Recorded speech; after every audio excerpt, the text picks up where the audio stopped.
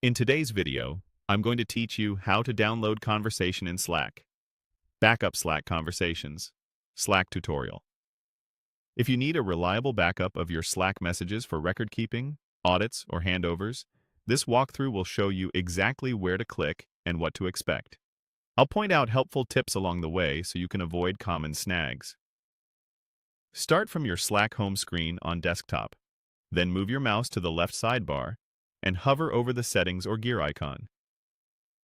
This opens up the menu where Slack keeps workspace-level controls. If you don't see it, make sure you're in the correct workspace and that you're using the desktop app or a browser, not the mobile app. Next, click Workspace Settings. This takes you to the admin area in your browser. You may be asked to confirm your account. Keep in mind, exporting data typically requires workspace owner or admin permissions. If the option isn't available, reach out to your organization's Slack administrator. On the admin page, find and click Import, Export Data. This is where Slack groups tools for moving data in and out.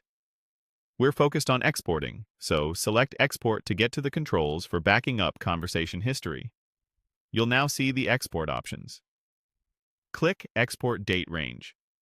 This determines the time window your backup will cover. Choosing the right range can save time and reduce file size, especially for large workspaces. Click the Choose One drop-down to pick a preset period, like the last 30 days, or set a custom range if you need something specific.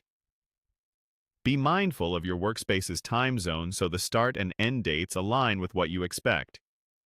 If you're exporting for compliance, verify the dates with your policy requirements before proceeding. When you're ready, click Start Export. Slack will begin compiling your data into a downloadable archive. Depending on your workspace size and the date range, this can take anywhere from a few minutes to much longer. You'll typically get a notification or email when the export is ready, containing a link to download a .zip file. Inside, you'll find message data in JSON format, and attachments may appear as files or as links, depending on your plan and settings. A few final notes. On many plans, exports include public channels by default.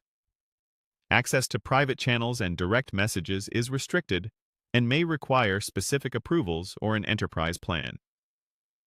Always follow your organization's data and privacy policies, store exports securely, and label your files with the date range for easy reference. If you don't see the options shown here, confirm your role and plan details with your admin.